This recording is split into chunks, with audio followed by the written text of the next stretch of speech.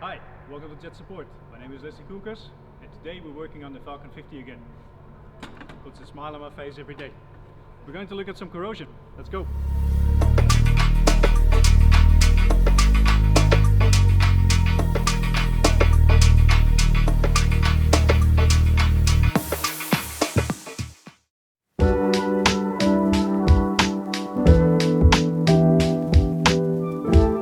Corrosion is a constant battle. We need to protect the aircraft from corrosion, as corrosion can weaken structures. So we're going to inspect the aircraft for corrosion. As you can see, we have all these stickers around in the aircraft. We have red stickers and we have green stickers, and the green stickers are paint defects which could ultimately lead into corrosion, but it's not corrosion yet. The red stickers, we have corrosion, and the corrosion stickers, that goes from a little specky of corrosion until a large spot which needs to be attended to. So in order to detect the corrosion, you have to have proper lighting, and you have to have a bit of a know-how where to find the spots. So usually we find them around fastener lines, so that's what we're going to look in more detail now. So with ambient lighting, it's really difficult to see if you have spots of interest or corrosion. So we usually take a light and we shine that sideways on the surfaces. So we can see the fastener lines, like over here, and these all look good. But if we go in here, we see on these fasteners there's a little bit of corrosion here. It's really minor still.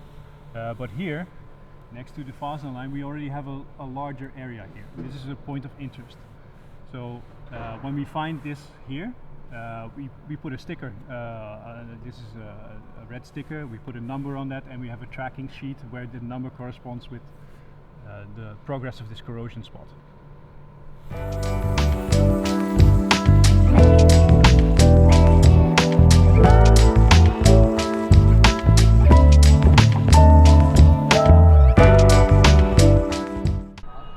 Alright, so we've removed the metal plates, the metal covers, and upon the first inspection already you can see that there is corrosion forming underneath the plate. So that's definitely a problem. We're going to have to remove this and then go from there. Okay, so the first step we want to do is try to remove the paint only. Just assess the damage on top, and when the paint's removed, then not the material is really compromised yet, and you'll have a clear visual about what you're dealing with.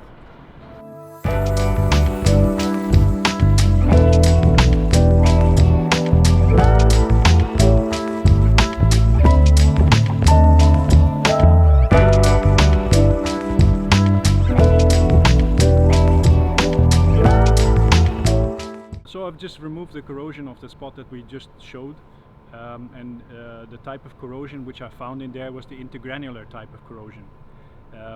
We often find two types of corrosion, maybe three, but surface corrosion I kind of leave out the way, because surface corrosion is very common and it's not really, it's not necessary that it's a bad thing. Obviously you can do damage, but not as much as the other types of corrosion. The intergranular type corrosion is growing from within the material, so it's not necessarily coming from an outside defect, but it can go from a defect on the inside of the metal, and it will show as a small defect on the outside, but on the inside it can grow to something really significant, which we had just here. So you remove the material, you think you're through, you removed all the corrosion, and all of a sudden you find a big spot again. So and then you keep going deeper and deeper in the material. Another type of corrosion that we find, that's galvanic corrosion, and that happens between two different types of metals. So the lesser material will corrode and the stronger material will remain. So that often is the case between a steel fastener with a aluminium material, and because the two are different materials, they can interact with each other. So that you will find usually on a fastener line, and in this case we found corrosion, the intergranular corrosion from within a material, from within the inside. is that on the outside it can appear really small. So if I have a cross section of my material, the intergranular corrosion could start here and make its way out somewhere up there. So on the outside it looks like a really small spot. So you start to blend your corrosion and you find more. You blend a little bit more, you move more material, and you find a little bit more. And you continue until you go to the actual fault line, and it could actually be a really large spot. So you need to remove all the corrosion from here, and you can end up with quite a large blend. This is exactly what happened here as well. I had a relatively small and superficial area over here, but when I started removing material, I found that it grew this way, it grew this way, it grew this way, and actually here, this is quite a deep spot, and it grew this way. So you can see actually intergranular corrosion could be a big problem. So after we know we removed all of our corrosion, we need to make sure that we actually did remove all the corrosion, and we need to make sure that our material thickness, the remaining thickness, is thick enough. We need to do a special test for that. Because we went to the protective material on the aluminium, we need to restore the protection of the aluminium.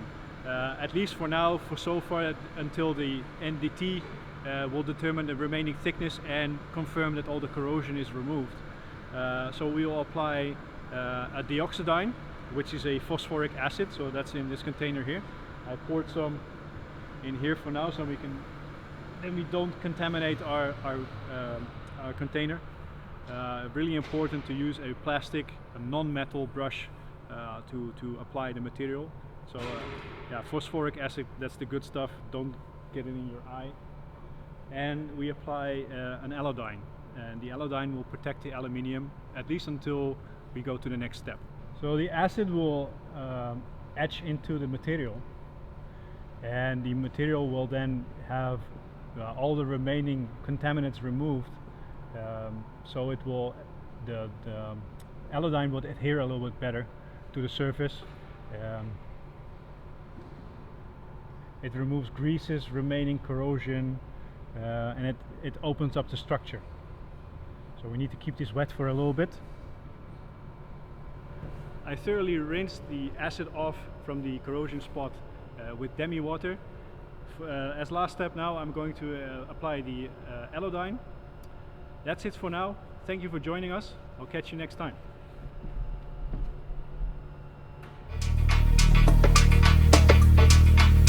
JetSupport.